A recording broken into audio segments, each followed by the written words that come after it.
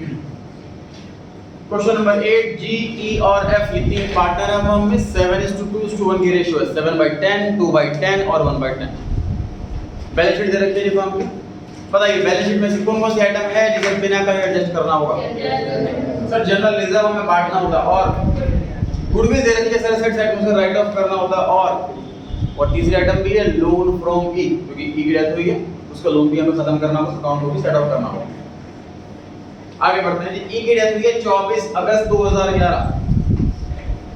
तो सर ये तो मंथ के बीच की डेट नहीं है या एंड की डेट नहीं है, बीच की डेट है, मतलब 24 अगस्त ना तो हाफ मंथ बैठ रहा है, जैसे 4.5 मंथ बैठ जाए, तो डे वाइज कैलकुलेट करना पड़ेगा, कैलकुलेशन डे वाइज करनी पड़ेगी। आगे बढ़ते हैं। Partnership deed provides for the settlement of claim on the death of a partner. हमने पहले से ही डीड में लिखा हुआ है कि अगर किसी पार्टनर की डेथ हो जाती है तो सेटलमेंट किस हिसाब से होगी। पहला point, the share of profit of deceased partner to be computed up to the date of death on the basis of average profit of past 3 years which was 80,000। मतलब सर क्वेश्चन में already पिछले 3 साल के profit का average कर रखा है और वो 80,000 आ रहा है। क्वेश्चन कह रहा है बस इसके बेस पे कैलकुलेट कर लेना कि प्रॉफिट कितना बैठेगा उसमें। Second point, his share in profit oblique loss on revaluation of assets and reassessment of liability which were as follows. पहला, लैंड बिल्डिंग की वैल्यू 94 हो गई, मशीन की 38 हो गई, स्टॉक की 5 हो गई, और हमें प्रोविजन भी बनाना है 2.5%। Point number 3, the net amount payable to his executor was transferred to his loan account to be paid later on। मतलब फिलहाल हम पेमेंट नहीं करने वाले, जितना पैसा बचेगा उसको हम लोन बना देंगे और पेमेंट बाद में करेंगे। Prepare revaluation account, partners capital account, is executor account and balance sheet, चार चीजें मांगी हैं of G and F. Balance sheet तो जी और एफ की बनेगी ना, क्योंकि ई तो चला गया। Who decided to continue the business keeping their capital balances in their profit sharing ratio। Sir इसके अंदर ये वाला पॉइंट भी आ गया, एडजस्टमेंट ऑफ कैपिटल वाला पॉइंट भी आ गया। कैपिटल जितनी बच जाए वो रेशियो में होनी चाहिए। Any surplus or deficit to be transferred to current account of the partner। अगर किसी कैपिटल कम बन रही हो तो पैसा लेकर के नहीं आएगा, करंट अकाउंट लिख देना। अगर किसी कैपिटल ज्यादा बन रही हो तो पैसा लेके नहीं जाएगा, वो करंट अकाउंट लिख देना। इस पॉइंट का मतलब ये है। अगले वाला पॉइंट ना लिखा हो तो ध्यान रहे, प्रिजम्पशन जो है वो कैश की होती है। कैपिटल एडजस्ट करनी हो, कुछ मेंशन नहीं है तो प्रिजम्पशन जो है वो कैश की होती है, ध्यान रखें। स्टार्ट करते हैं जी। पहले ओपनिंग कैपिटल लिख लेते हैं।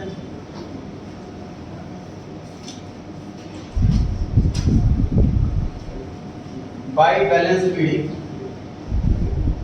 70,000, 20,000 और 10,000।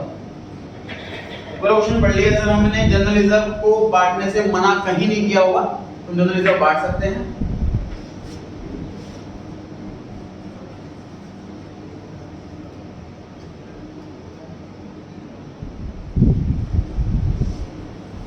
जनरल रिजर्व है सर 20,000 रुपीज और रेशियो दे रखी है 7:2:1।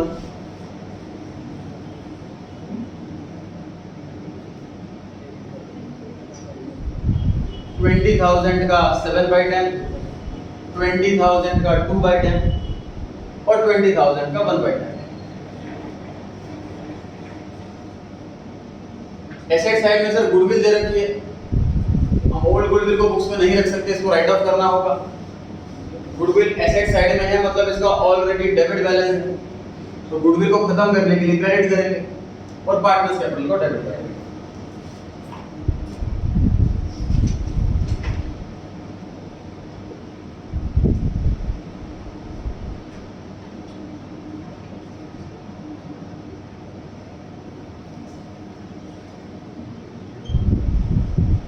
$40,000 का 7/10, 40,000 का 2/10 और 40,000 का 1/10।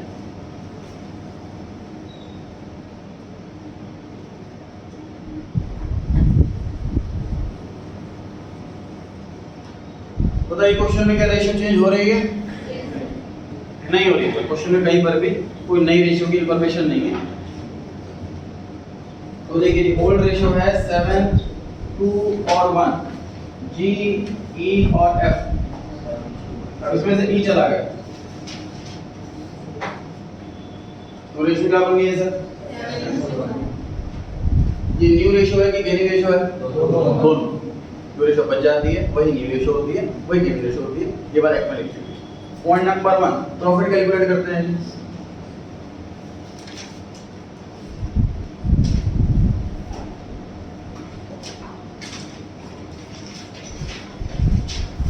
कैलकुलेशन ऑफ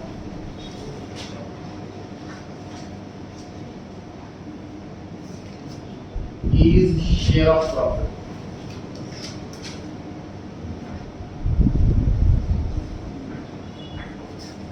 प्रॉफिट जो देना सर हमें डेज के हिसाब से देना।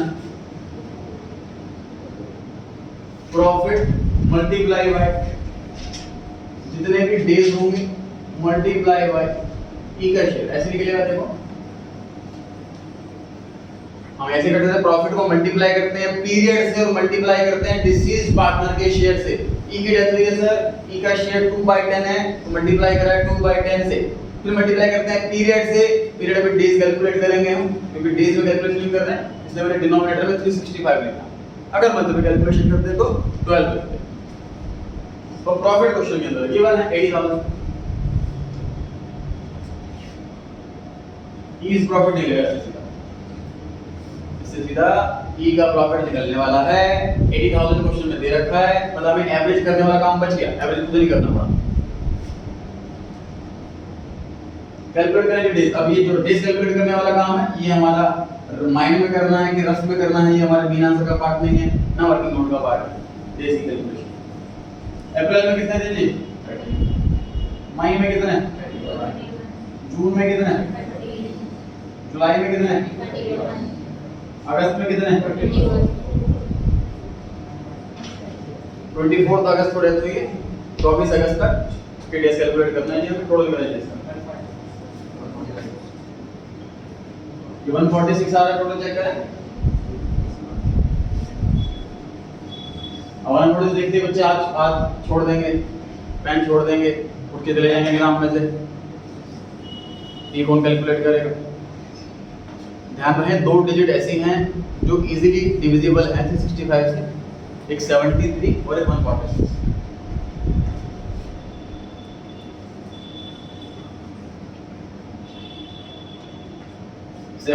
डेज कभी भी आ जाए तो सीधा 1/5, 146 डेज कभी भी आ जाए तो सीधा 2/5। ये दो नंबर आप घर से करके जाएं याद। एग्जाम में देखिए हमें कैलकुलेटर अलाउड नहीं है। 12th क्लास के बाद कोई भी कोर्स करेंगे आपको एग्जाम में कैलकुलेटर अलाउड होगा, ग्रेजुएशन में या पोस्ट ग्रेजुएशन में या किसी प्रोफेशनल कोर्स के अंदर एग्जाम में अलाउड होता है लेके जाना। ये क्लास देते हैं हम सीईटी में कैलकुलेटर भी सिखाते हैं, उसमें शॉर्टकट कीज भी सिखाते हैं। 12th क्लास तक अलाउड नहीं है, इसलिए आपको कोई भी ऐसी कैलकुलेशन नहीं दी जाएगी जो बहुत ज़्यादा टाइम कंज्यूमिंग या बहुत ज़्यादा कॉम्प्लिकेटेड हो बिना कैलकुलेटर। ठीक है, तो डेज देख करके ये ना सोचे कि डेज वाला क्वेश्चन कैसे आगे सॉल्व नहीं हो पाएगा।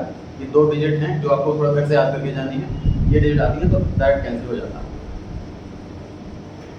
पूछ रहे थे आप सॉल्व करने कितना है?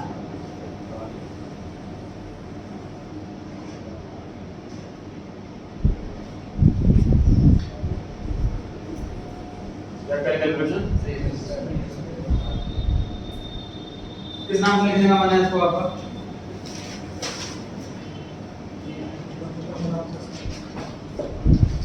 by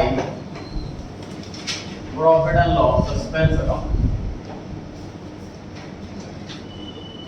6400।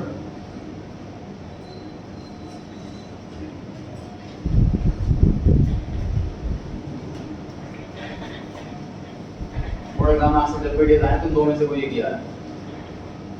पढ़े जी, पॉइंट नंबर 1 कंप्लीट कर लिया हमने। पॉइंट नंबर 2 पर आते हैं। एसेट्स की वैल्यू बदल रही है। लैंड एंड बिल्डिंग देखिए बैलेंस शीट में, पुराने वाली बैलेंस शीट में कितनी थी? 60,000। नए वाली वैल्यू हो गई है 94,000। क्या लग रहा है, फायदा हुआ है कि नुकसान हुआ है? फायदा हुआ, एसेट की वैल्यू बढ़ गई। कितना फायदा हुआ? सारे फायदे क्रेडिट साइड में, सारे नुकसान डेबिट साइड में।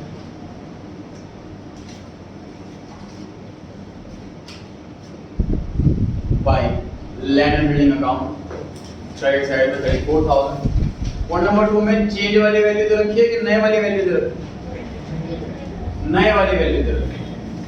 Point number 2 valued at this, है ना, ऐसा लिखा होता increase by decrease by this, तो चेंज वाली वैल्यू। लैंग्वेज पढ़ के पता लगाना है हमें कि चेंज वाली वैल्यू है कि नए वाली वैल्यू। नए वाली वैल्यू बैलेंस शीट में आती है कि रिवैल्यूएशन में? बैलेंस शीट में आती है नए वाली वैल्यू, रिवैल्यूएशन में आती है चेंज वाली वैल्यू। ठीक है, ऐसी काम मशीनरी पे करेंगे सर। मशीनरी की नए वाली वैल्यू दिख रही है मेरे को 38,000, तो बैलेंस शीट में लिख रहे हैं हम मशीनरी 38,000, और बैलेंस शीट के अंदर पुराने वाली वैल्यू मशीनरी की 40, नए वाली वैल्यू 38, एसेट की वैल्यू कम हो गई 2000 से, ये लॉस हो गया है। ध्यान रहे, हमेशा डिक्रीज होना लॉस नहीं है, अगर लायबिलिटी डिक्रीज हो रही है तो प्रॉफिट है। हमें रिवैल्यूएशन में इंक्रीज डिक्रीज के हिसाब से नहीं लिखना, प्रॉफिट या लॉस के हिसाब से लिखना।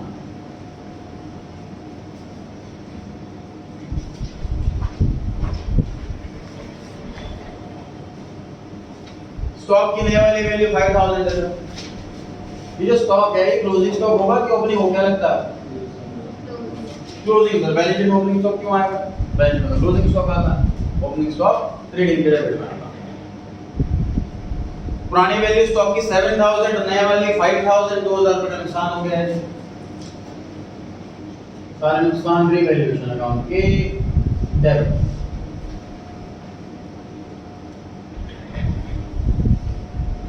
प्रोविजन बनाना है हमें 2.5%। ओल्ड प्रोविजन कितना है?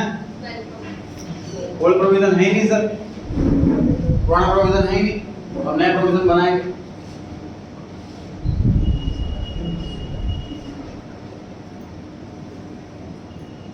To provision for doubtful debts, debtors हैं 12000 के, 12000 का 2.5% का कितना है बताएं? 300 रुपए। डेटर कितने रह जाएंगे? 12000 के।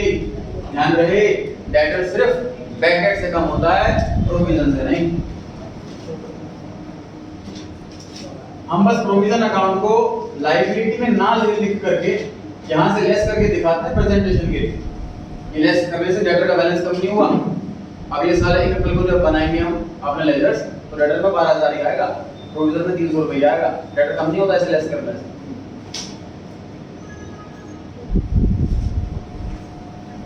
काम खत्म हो गया जी रिवैल्यूएशन का। तो जो एसेट्स बच गई हैं उनको लिख दीजिए। लैंड एंड बिल्डिंग हो गया, मशीनरी हो गया, स्टॉक हो गया, डेटर हो गया। तो कैश में कोई भी ट्रांजैक्शन नहीं है, ना तो डिसीज वाले पार्टनर को पैसे देने। एसेट साइड में क्या रह गया जी?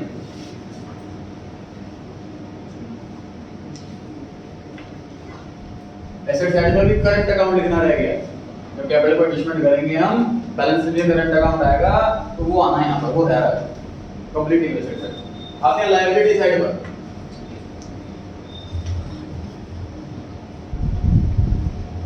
क्रेडिटर्स 14000, जिन्होंने इधर बांट दिया। इज एग्जीक्यूटर लोन अकाउंट, वो आना बाकी है, कैलकुलेशन बाकी है, जनरल इधर बांट दिया। कैपिटल किस किस की आएगी? जी और एफ, वही पार्टनर बचे। कैपिटल सिर्फ इन दोनों की आएगी।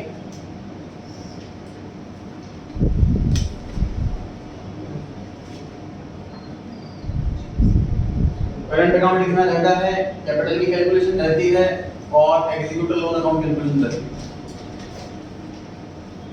प्रॉफिट लॉस मार्जिन रिवैल्यूएशन का क्रेडिट साइड में मुझे दिख रहा है 34000 का प्रॉफिट, और डेबिट साइड में मुझे दिख रहा है 4300 का लॉस। अल्टीमेटली प्रॉफिट हुआ है 29700। अल्टीमेटली प्रॉफिट हुआ है 29700। To partners capital account,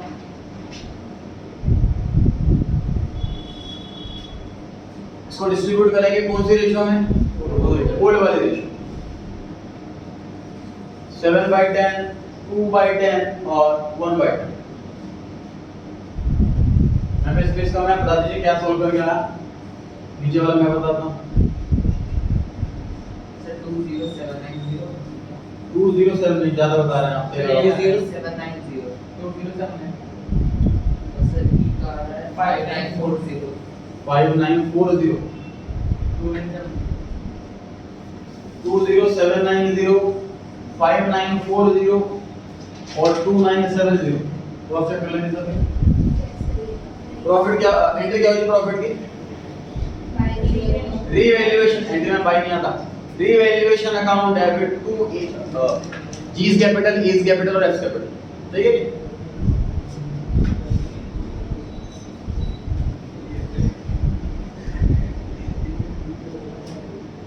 bye revaluation account 20790 5940 2970।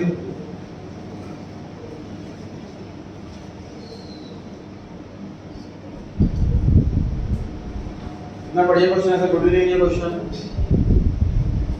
कोई एडजस्ट नहीं करनी।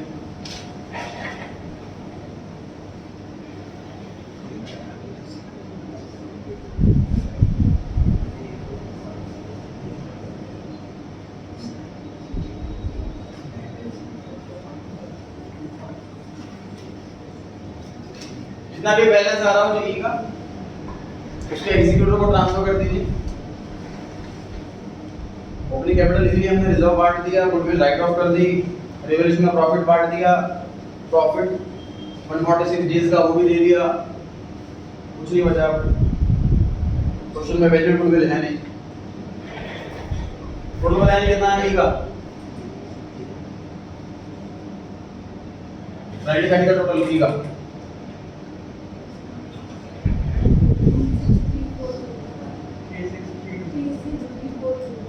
3634 टोटल आ रहा है।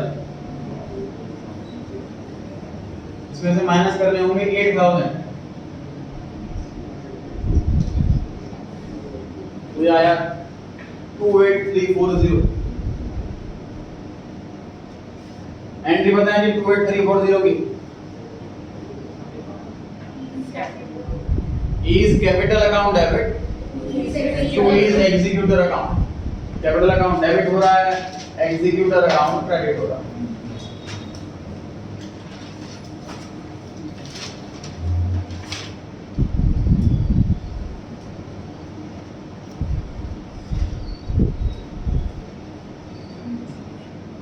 लोन भी लिया हुआ है सर हमने ई से,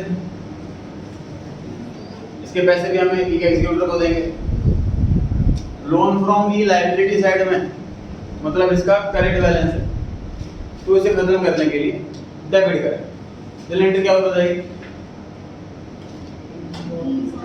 is loan debit two is executor account. अब क्वेश्चन बोलता है इसको पेमेंट करनी है, तो मैं यहाँ पर टू कैश लिख देता। क्वेश्चन कह रहा है पैसे हम बाद में देंगे, फिलहाल इसको लोन बना दो। Two is executor loan account, क्योंकि बैलेंसिंग फिगर है वो लोन बन जाएगा।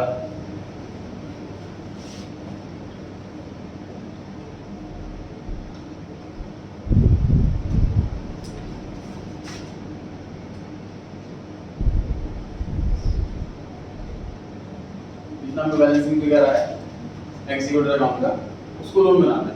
क्वेश्चन में टर्म कंडीशन ऐसी भी हो सकती है कि आधे पैसे अभी दे दो, आधे का लोन बना दो, तो ऐसा करते। पूरे पैसे दे दो तो ऐसा करते।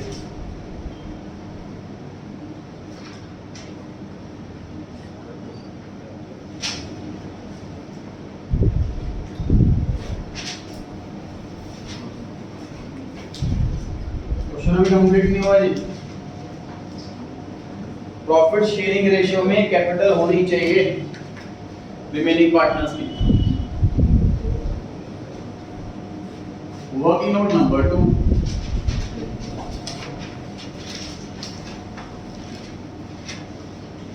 Calculation of capital, calculation of proportionate capital.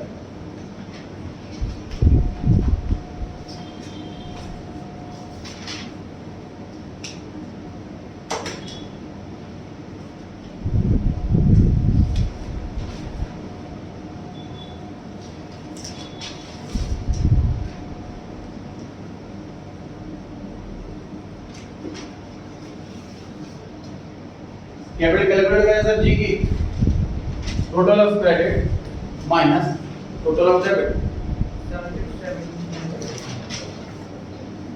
हाँ कितना बताया 76790 बाकी सब 79 से कैपिटल बताएं जी एफ की 10970 टोटल बताएं जी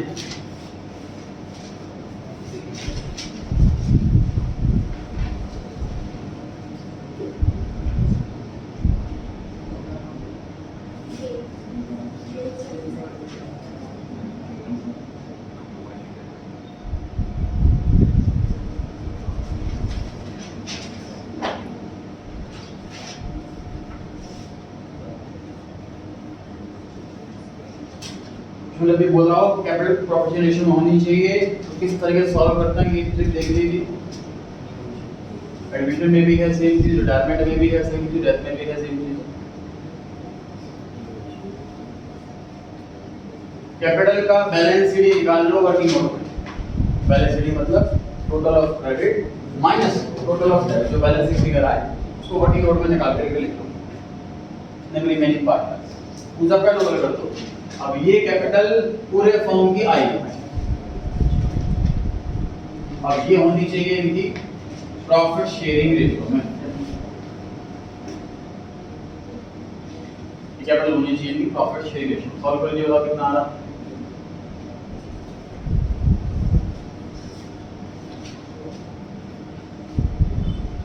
क्वेश्चन आगे सॉल्व करें।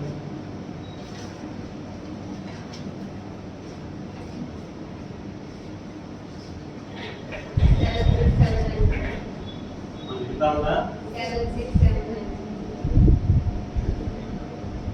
यही आ रहा है एग्जैक्ट।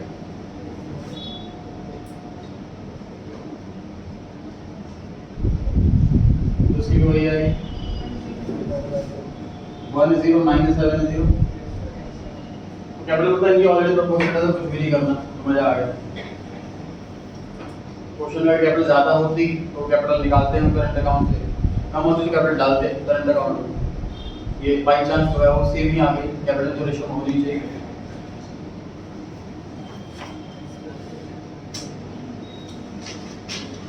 तो बैलेंस रेडी कर दीजिए।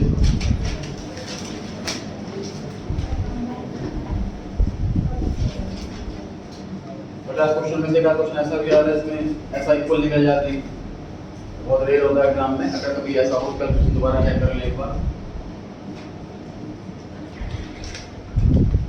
बैलेंस शीट ये आ रहा है जो हमने कैलकुलेट किया था 76790 और 1097 76790 1097 टोटल 87760।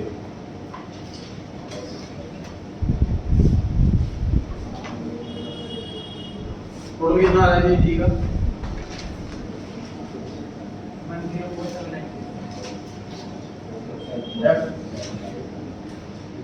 1490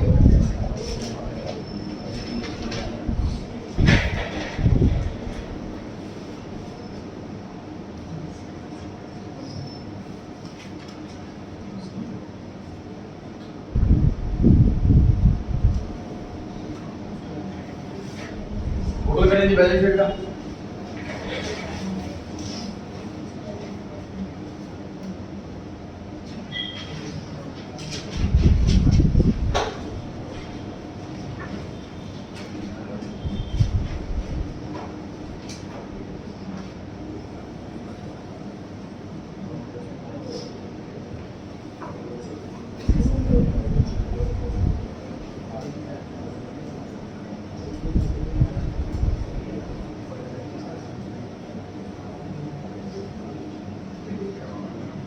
और कितना है बैलेंस शीट का पता है 160।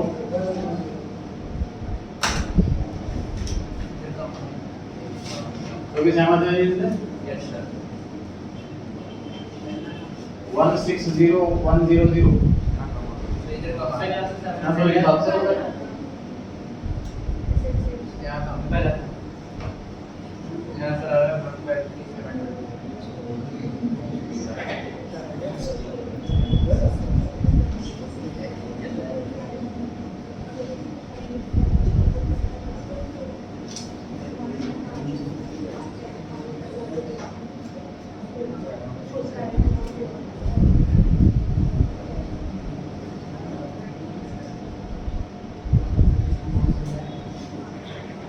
में कितना आ रहा बैलेंस शीट एसेट्स का 153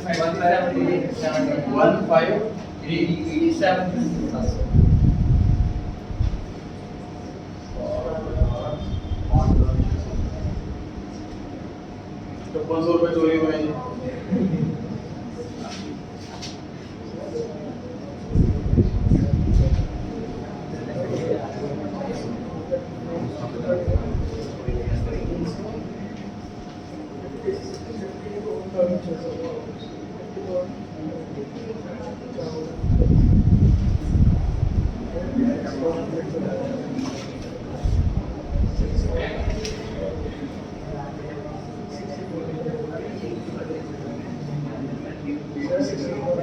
हाँ जी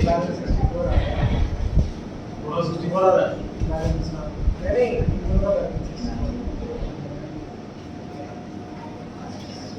अच्छा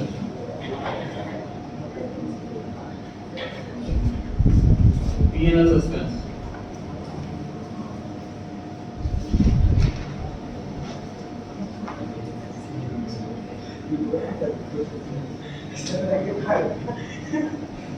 P&L suspense अकाउंट की एंट्री थी P&L suspense account debit two is capital वो डेबिट है क्या क्रेडिट तो हुआ ही नहीं बैलेंस शीट में हो गया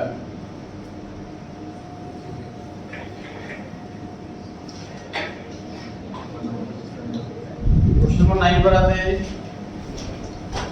क्वेश्चन नंबर 9 रीड करें Following is the balance sheet of ADU Gate and C as at 31st December 2010 and इस दिसंबर की बैलेंस शीट दे रखी है हमें मतलब कैलेंडर ईयर अकाउंटिंग ईयर है जनवरी से दिसंबर वाला तो बैलेंस शीट में से कौन कौन सी आइटम है जिसे बिना का एडजस्ट करना होगा वर्कमैन कॉम्पेंसेशन रिजर्व कुछ भी ना बोला हो तो बांट देंगे अगर कुछ क्लेम होगा तो क्लेम की बात जो बचा वो बांटेंगे मुझे लिखा है एडुकेट और सीए प्रॉफिट लॉस शेयर करते हैं 2:2:1 में क्या हो जाती है सीए की 31 मार्च 2011 कितना महीने का प्रॉफिट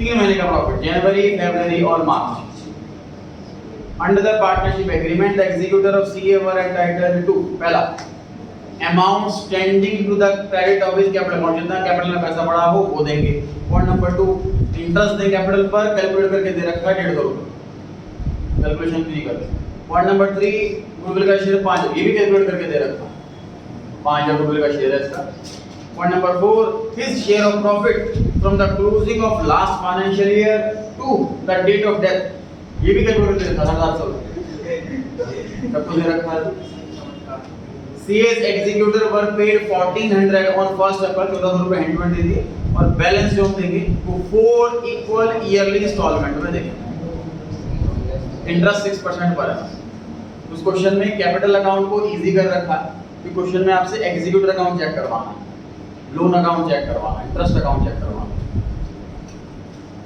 अगर कहीं डिजिटल एंट्रीज पास करनी है सारी की सारी सीएस का अकाउंट बनाना है जो एग्जीक्यूटर को दिया जाएगा और एग्जीक्यूटर अकाउंट बनाना है जब तक फाइनली पे ना हो जाए 4 इंस्टॉलमेंट है तो मतलब 4 साल तक अकाउंट चलेगा ये बनाएं फॉर्मेट पहले बनाएंगे सिर्फ CS capital account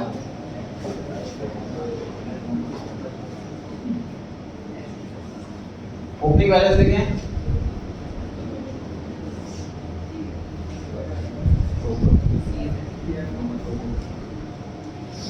CS capital account बनाए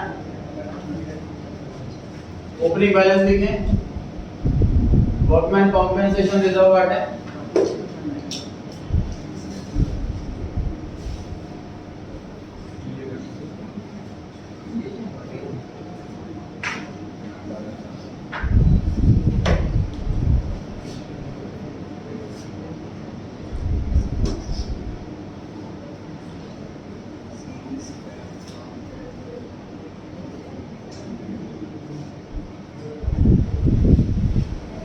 $10,000 ओपनिंग बैलेंस है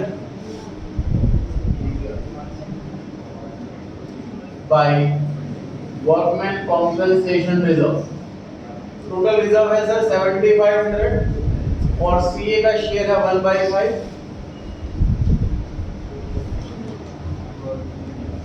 1500 रुपए आ गया वर्कमैन का reserve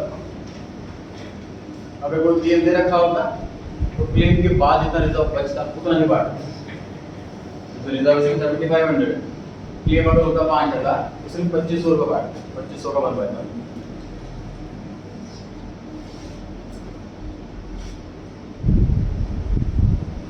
bye interest on capital 150।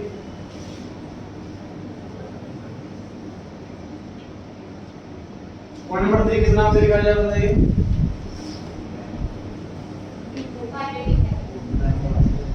Goodwill का शेयर जो है वो सिर्फ बाकी के पार्टनर्स देंगे।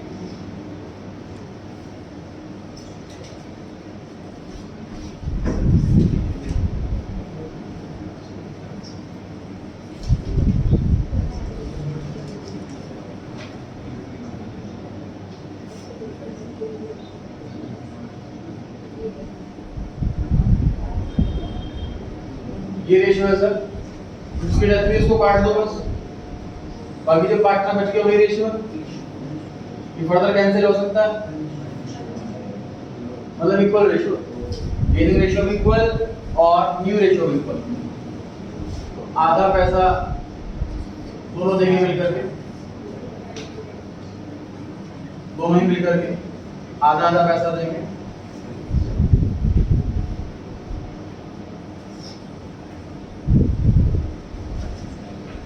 पॉइंट नंबर 4, ये क्लियर सस्पेंस के नाम से लिखना है कि एडवोकेट के नाम से लिखना है? पॉइंट नंबर 4, क्लियर सस्पेंस कैसे पता लगता है सर? रेशियो चेंज हो रही है कि नहीं हो रही है चेक करना होगा। रेशियो चेंज हो रही हो तो पार्टनर के नाम से, रेशियो चेंज ना हो रही हो तो क्लियर सस्पेंस का नाम।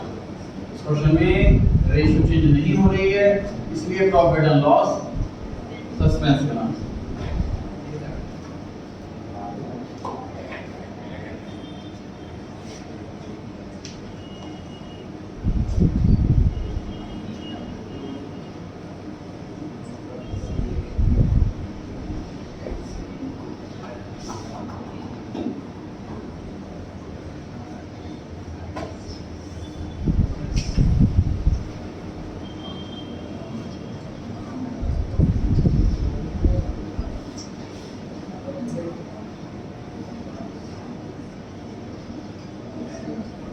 कितना है ये बताएं? 17,400।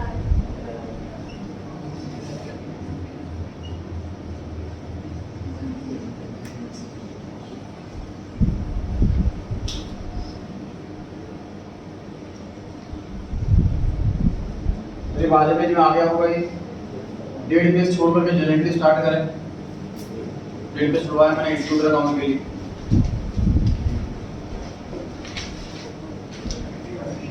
डेट बेस छोड़ करके जनरेटली स्टार्ट करें। पहले पीडी की सर कोई भी जनरेटली नहीं होती।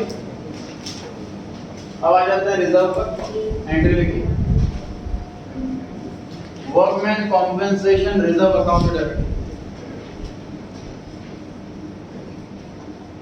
Workman compensation reserve account debit to Adu's capital, to Gates capital, to CS capital. So reserve बटेगा तीनों के अंदर। हमसे अकाउंट सिर्फ सीए का मांगा है इसलिए हम अकाउंट सिर्फ सीए का दिखा रहे हैं, लेकिन रिजर्व तो सब में बटेगा। रिपीट कर रहा हूं मैं, workman compensation reserve debit to Adu's capital, to Gates capital, to CS capital. बांट दीजिए टोटल 7500 को तीनों में। डेबिट में लिखें 7500, क्रेडिट में भी तीनों के सामने लिखो 7500 और मल्टीप्लाई कर दो उनको उनकी शेयर रेशियो शेयर 2/5 2/5 1/5। ये अमाउंट आएगा 3000 3000 और 1500।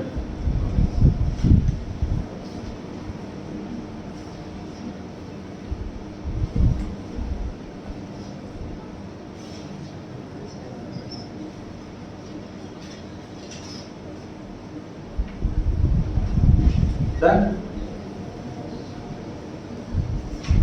And interest on capital account debit to CA's capital account 150। Industry capital सिर्फ सीए को ही दे रहे हैं क्योंकि उसके एग्जीक्यूटिव को जल्दी हिसाब करने, बाकी वो तो टारगेट नहीं मिले। Third entry, Adu's capital account debit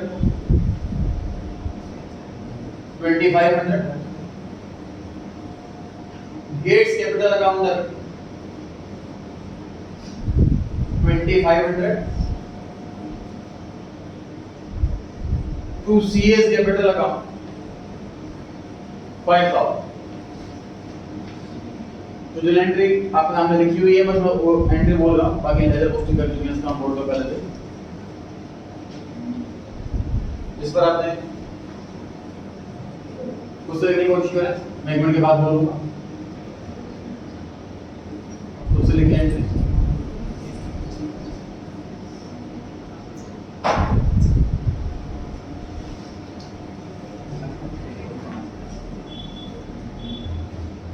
profit and loss suspense account debit to CS capital account 750।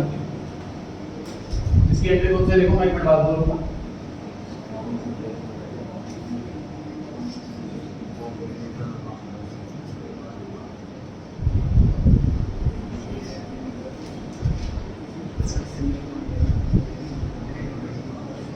CS capital account debit to CS executor account 17400।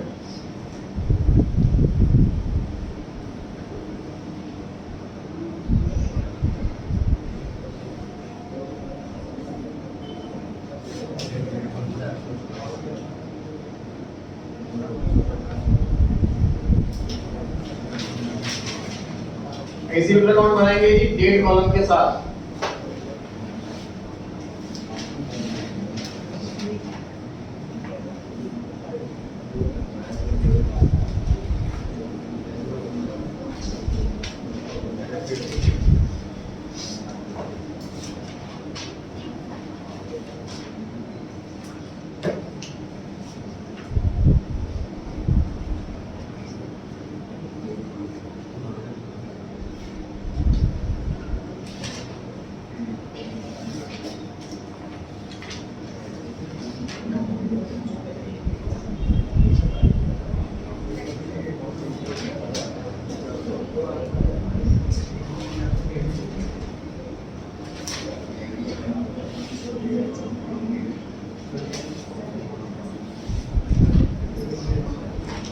Address provide है।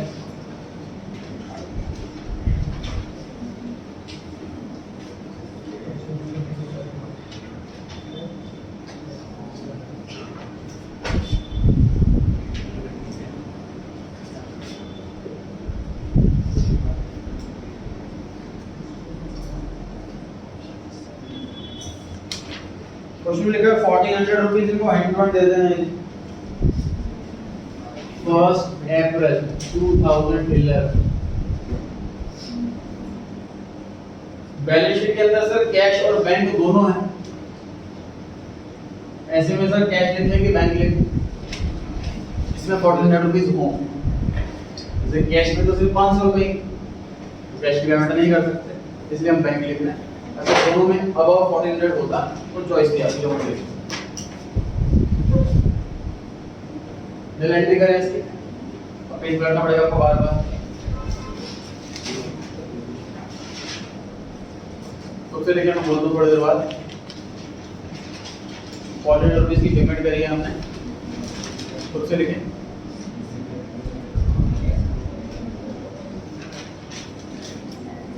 CS executor account debit to bank account 1400। इस date तक जितनी भी entry करी है आपने, सभी entry की डेट 1 अप्रैल 11 है। अब से एंट्री की डेट भी बदलेगी, जितनी एंट्री आप लिख चुके हो उसमें डेट डाल लीजिए 1 अप्रैल 2011। जितनी भी एंट्रीज आपने अब तक लिखी हैं उन सभी एंट्रीज में डेट से 1 अप्रैल 2011। इसके बाद जो एंट्रीज करने वाले हैं उनमें डेट बदलेगी।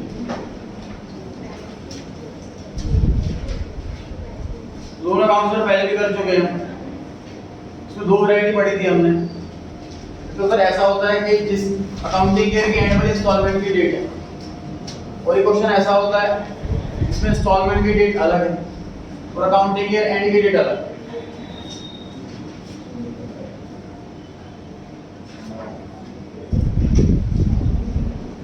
Instalment and accounting year same, तो क्या काम कर रहे होते हैं सर हम? इंटरेस्ट नाम का एक्सपेंस बुक करना है, इंस्टॉलमेंट पे करनी है और सीडीबीडी करना है। ये तीन काम करना होता है जब डेट सेम होती है तब।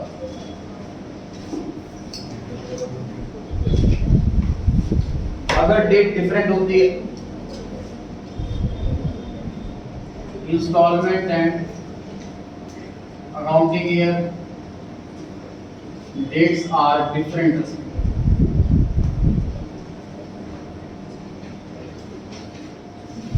ऐसे केस में क्या होता है सर? इंस्टॉलमेंट वाले दिन क्या काम करना है? इंटरेस्ट नाम का एक्सपेंस बुक करना है और इंस्टॉलमेंट पे करना है। ये दो काम करना है।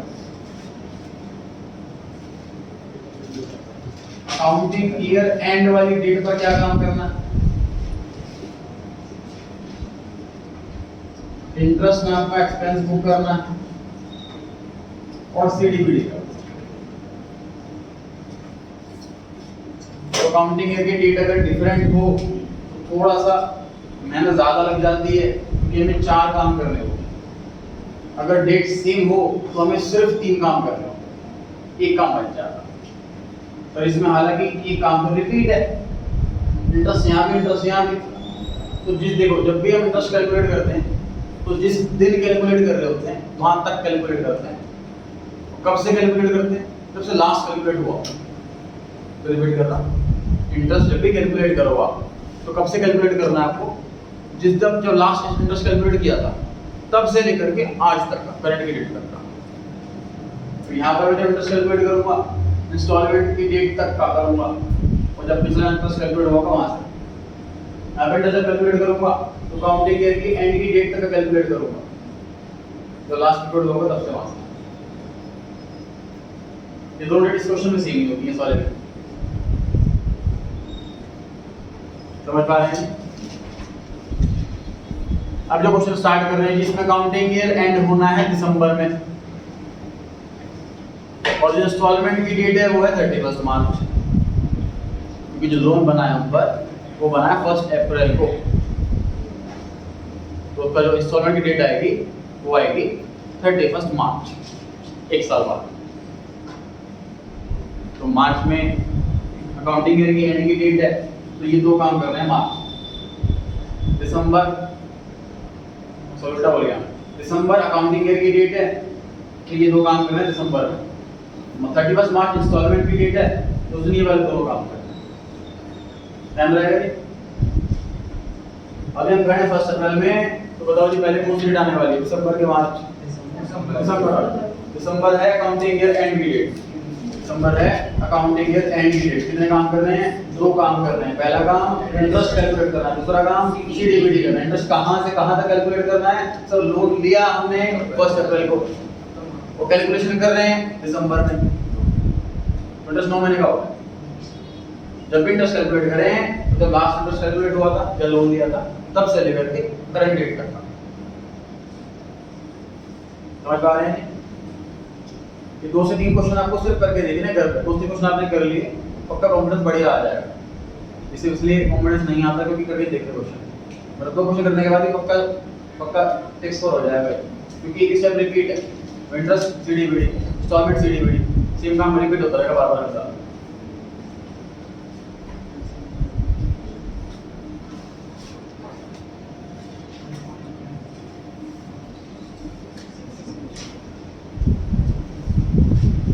$16,000 का लोन सर, 17,400 में से हमने 1,400 रुपीस तो दे दिए थे हैंड टू हैंड, तो उनका लोन जो बना वो 16,000 का बना। रेट ऑफ इंटरेस्ट कितना है जी क्वेश्चन में? 6% पर। 6% ना दिया होता तो क्या लेते? 6% ही लेते क्योंकि लोन है ना, तो हम 6%। कितने महीने हैं? 9। कैलकुलेट करेंगे फटाफट, कैलकुलेशन करेंगे फटाफट। हाँ जी 720 720। तो काउंटिंग के एंड डेट पे दो काम करने होते हैं। पहला काम इंटरेस्ट कैलकुलेट करना, वो मैंने कर लिया। दूसरा काम सीडीबीडी करना, सीडीबीडी कर दीजिए।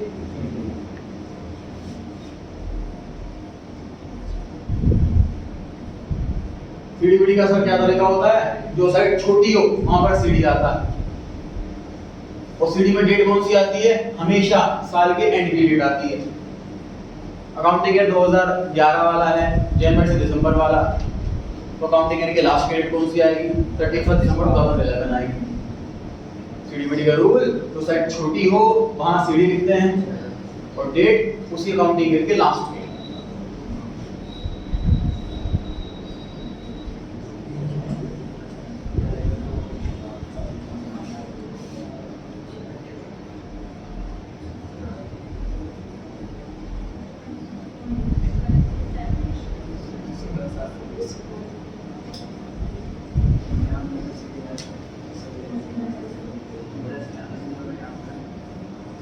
This side CD, opposite side BD.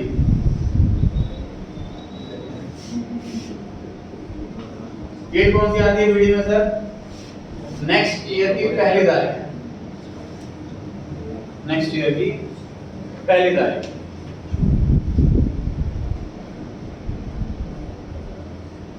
इतना करने के बाद रुकते हैं, जो एंट्री पे वापस आते हैं। क्या चल रही पोजीशन एंट्रीज की बताइए। लास्ट एंट्री कौन सी करी? डेबिट टू बैंक एंट्री करो। Interest account debit to CS executive account. Interest account debit to CS executive account. कितना अमाउंट? 720। कौन सी डेट?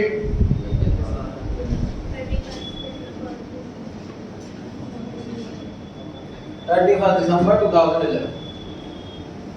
डेट सभी एंट्री में डालनी है, अब डेट चेंज हो रही है। सीडीबीडी कोई एंट्री होती नहीं है। अब जनवरी पर आ गए हैं सर हम, हमें ध्यान रखना है इंस्टॉलमेंट जो है वो 31 मार्च को होनी है, और अकाउंटिंग के एंड दिसंबर में होना है। अब पता कौन सी डेट पहले आने वाली है? 31 मार्च जनवरी। कितने काम करने हैं इसमें? दो काम करने हैं, इंटरेस्ट और इंस्टॉलमेंट।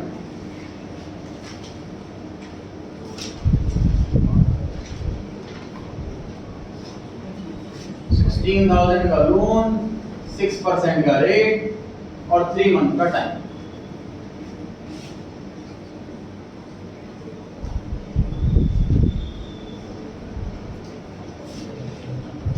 एंट्री भी कर देंगे इसके तुरंत, एंट्री भी लिखिए इसके तुरंत।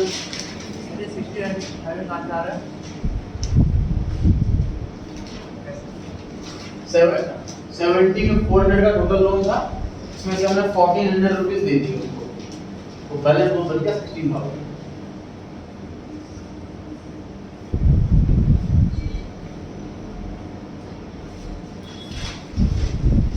एंड लिख रहे हैं interest account debit to CS executive account 240 rupees.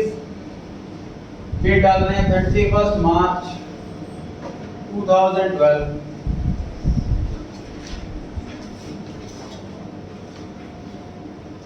एक काम करना है, अकाउंट में दूसरा काम क्या करना है? इंस्टॉलमेंट पे करनी है।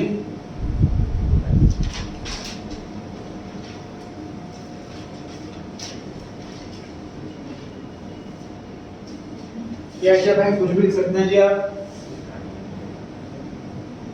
टोटल लोन 16,000 रुपए का था। क्वेश्चन में बोला है 4 इंस्टॉलमेंट में देंगे। एक इंस्टॉलमेंट कितने रुपए की हुई? 4,000 की। विद इंटरेस्ट देना है। इंटरेस्ट कितना हुआ? पहले 720 फिर 240। टोटल 16,000 रुपए का लोन है, 4 इंस्टॉलमेंट में देना है। एक इंस्टॉलमेंट 4,000 रुपए की हुई। इंटरेस्ट अब तक टोटल कितना हो गया? 9 मंथ का 720 और 3 मंथ का 240। टोटल कितना हुआ जी बताएं? 60।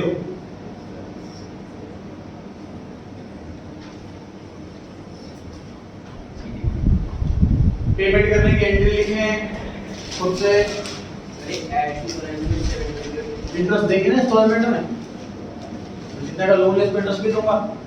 मैंने 16,000 रुपए का लोन लिया सामने वाले से और कहा कि मैं 4 सालों में दूंगा तोड़ तोड़ कर, तो 4,000 तो प्रिंसिपल अमाउंट हो गया प्लस इंटरेस्ट भी दूंगा। इंटरेस्ट तो डेफिनेटली इंस्टॉलमेंट में ऐड होगा ही होगा। उसमें ऐसा लिखा होता है इंस्टॉलमेंट इंक्लूसिव ऑफ इंटरेस्ट है, तो इंटरेस्ट ऐड नहीं करते। एंट्री लिखिए CS executor account debit to bank account, bank की जगह कैश लिख सकते हैं। अमाउंट है 4960, डेट है 31 मार्च 12। 31 मार्च 12 इंस्टॉलमेंट की डेट है। इस डेट पे सीडीबीडी भी करना है क्या? नहीं करना। बहुत बच्चे कराते हैं सीडीबीडी, इंस्टॉलमेंट पे करते तुरंत। ध्यान रखना है इसका, इंस्टॉलमेंट की डेट पर सिर्फ 2 काम, अकाउंटिंग के एंड पे सिर्फ 2 काम। अब 31 मार्च के बाद अब अगली डेट कौन सी आने वाली है? 31 दिसंबर ये अकाउंटिंग के एंड की डेट है। कितने काम करने हैं इसमें? 2 काम करने हैं। पहला काम इंटरेस्ट,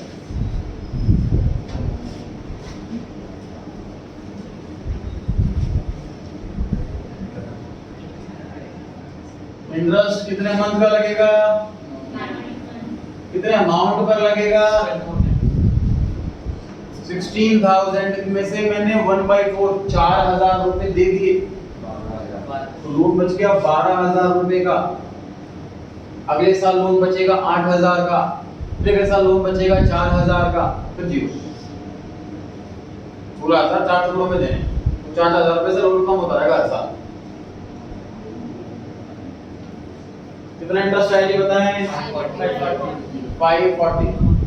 एक काम हो गया है अकाउंटिंग के रेट का इंटरेस्ट कैलकुलेट करना। उसके बाद क्या काम करना है? सीडीबीडी करना है। सीडी का रूल क्या है सर? जो साइड छोटी हो वहां लिखना होता है टू बैलेंस सीडी। आप चेक कर सकते हो, क्रेडिट साइड बड़ी है, डेबिट साइड छोटी है। तो बताएं क्रेडिट साइड का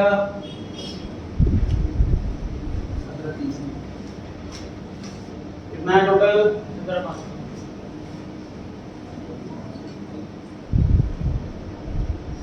सीडी वाला अमाउंट बताएं। सीडी वाला अमाउंट कॉन्सेप्चुअली निकालो। 12,000 का सर लोन बचा हुआ है, 540 इंटरेस्ट और आ गया, 512 540 आना चाहिए। 12,000 कैसे आया? टोटल 16,000 का लोन है, हमें 4 इंस्टॉलमेंट में देना, तो 16,000 को 4 से डिवाइड कर दो। तो माइंड में क्या रखो कि मुझे हर साल 4,000 प्लस इंटरेस्ट कितना पैसा देना। 16,000 का टोटल लोन है, उसने बोला 4 इंस्टॉलमेंट में देना है, तो मतलब 16,000 डिवाइड बाय 4 की 4,000 आया। तो माइंड में क्या रखो बात कि मुझे हर साल 4,000 देने हैं प्लस इंटरेस्ट देना। तो एक इंस्टॉलमेंट की बची हुई 3 इंस्टॉलमेंट की, तो 12,000 प्लस इंटरेस्ट।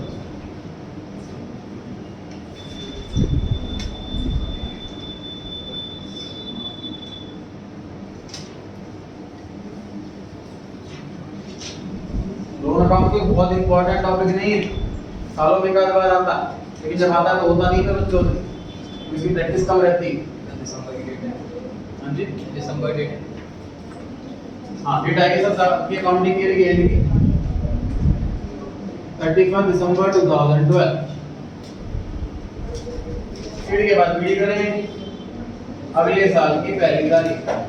इसके एंट्री होगी प्लस। हां जी to balance BD 12540। Last entry कौन सी लिखी थी? ये 4960 वाली। उसके बाद एंट्री लिखिए 31 दिसंबर 12 में। अगली एंट्री लिखिए 31 दिसंबर 2012, interest account debit to CS executor account. ये डालें 31 दिसंबर 2012, interest account debit to CS executor account. CDBD को एंट्री होती नहीं। 2013 पर आ गए जी हम। अब कौन सी डेट आने वाली है नजदीक? मार्च के दिसंबर? मार्च है हमारी इंस्टॉलमेंट वाली डेट। कितने काम कर रहे हैं? 2 काम कर रहे हैं। पहला काम इंटरेस्ट कैलकुलेट करना, दूसरा काम इंस्टॉलमेंट पे करना। 31 मार्च 2013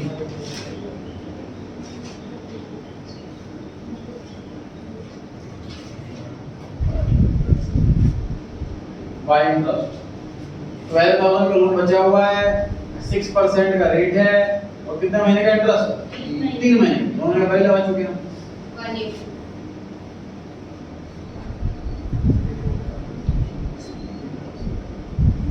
पहला काम हो गया जी, इंटरेस्ट कैलकुलेट करना। दूसरा काम इंस्टॉलमेंट पे करना। इंटरेस्ट की एंट्री करो। डेट डालनी है 31 मार्च 2013। डेट डाले 31 March 2013 by interest account, sorry interest account debit to CS executor account. Interest account debit to CS executor account 180 rupees. Entry तो रिपीट ही होनी है, अमाउंट बदला, रेट बदल गई, यूटर अमाउंट बदलेगी, एंट्री सेम रहेगी। दूसरा काम क्या करना है? इंस्टॉलमेंट पे करनी है।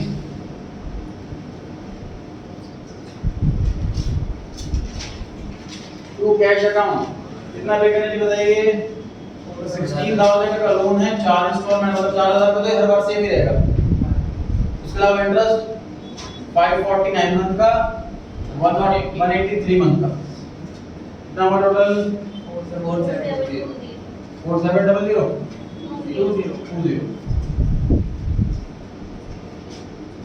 20 बस मान के दो काम करने थे, इंटरेस्ट पे करना कर दिया, इंस्टॉलमेंट पे करनी कर दी। इंस्टॉलमेंट पे करने की एंट्री लिखिए।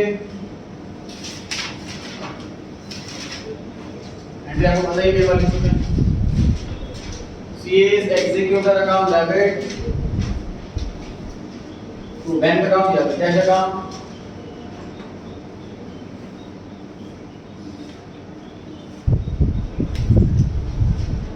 फोर 720 डेट आएगी 31 मार्च 2013। अब ये दो इंस्टॉलमेंट पे हो गई हैं। अबे कितना काम, मतलब 50% काम हो गया हमारा। तो 40 इंस्टॉलमेंट है ना, आधा काम हो गया, आधा काम हो गया होगा। अपडेट कौन सी आएगी? 31 दिसंबर 2013। इस साल की एंड की डेट। कितने काम करने हैं? दो काम। कौन सा? इंटरेस्ट कैलकुलेट करना है और उसकी लिक्विडिटी करना।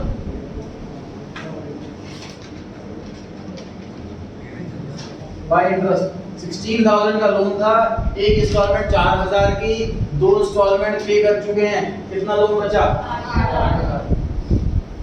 इंटरेस्ट का रेट, टाइम,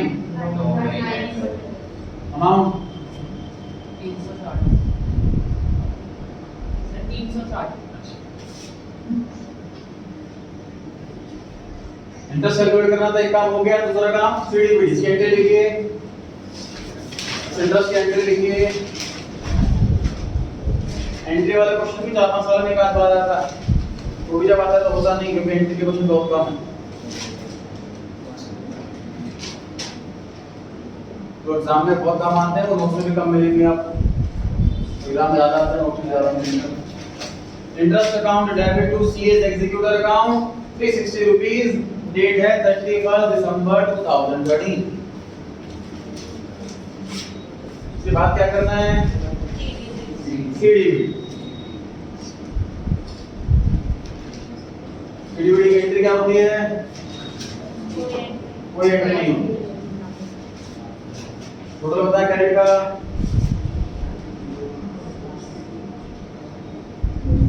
बताएं। 13,080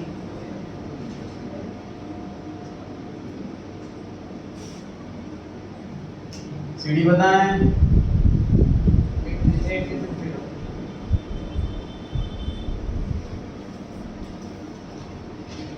बाकी सब नोट डाउन करते रहें, उसको कैलकुलेट करें।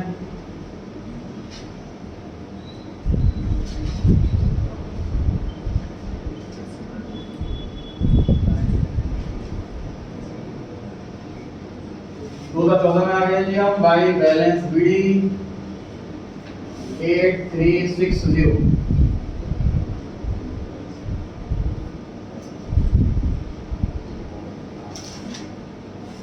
अब कौन सी डेट आएगी नजदीक इसके बाद?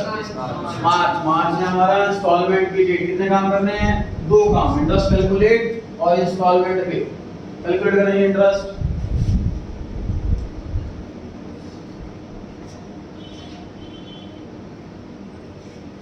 ₹8,000 का लोन है, 6 महीने का टाइम है, कुछ लेवल का रेट है और 3 महीने का टाइम। इंटरेस्ट कैलकुलेट करना था, हो गया। एंट्री लिख लीजिए इसकी, एंट्री लिख लीजिए इसकी, interest account debit to CS executor account, interest account debit to CS executor account.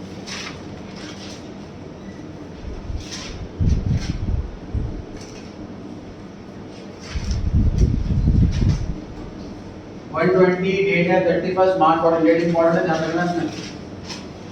Date की रेलेवेंस तब चेंज होती है जब सारी एंट्री सेम डेट पर हो गई। डेट बदले तो एंट्री रेलेवेंस बढ़ जाती है डेट की रेलेवेंस। एक काम हो गया इंटरेस्ट कैलकुलेट, दूसरा काम क्या करना है? इंस्टॉलमेंट पे करना। ये हमारी 30 इंस्टॉलमेंट पे हो गई जी, इसके बाद सिर्फ एक बचेगी।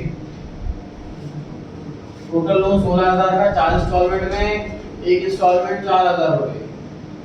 इंटरेस्ट 9 महीने वाला 360, 3 महीने वाला 120, कितना हो गया? 4480। एंट्री लिखें,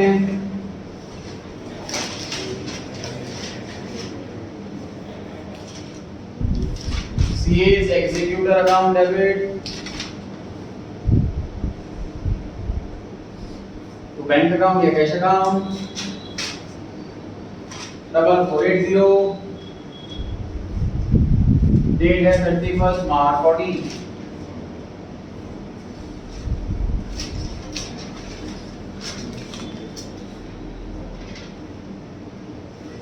दो काम करते 100 मिनट में दोनों काम हो गए हैं। अब आ रही है अकाउंटिंग ईयर एंड की डेट 31 दिसंबर 14। अकाउंटिंग एंड में दो काम करने हैं, इंटरेस्ट और सीडी। इंटरेस्ट पर काम करके तो लोन बच गया 16,000 में से 4 करके 3 बार में पेमेंट कर दी, लोन बच गया सिर्फ ₹4,000 का। इंटरेस्ट का रेट 6% एंड कितना होगा जी? कितना? 180। एंड लिख लीजिए इसकी,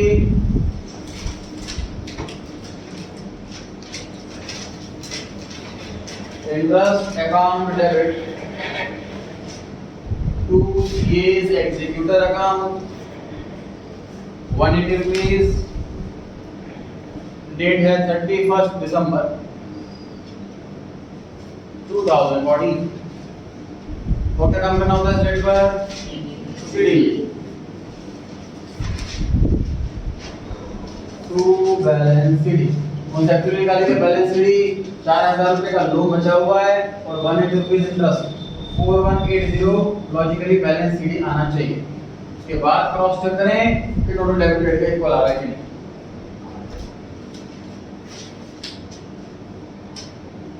इतना करने के बाद एक लास्ट इंस्टॉलमेंट पे करनी है, वो आप लोग चेक कराएंगे।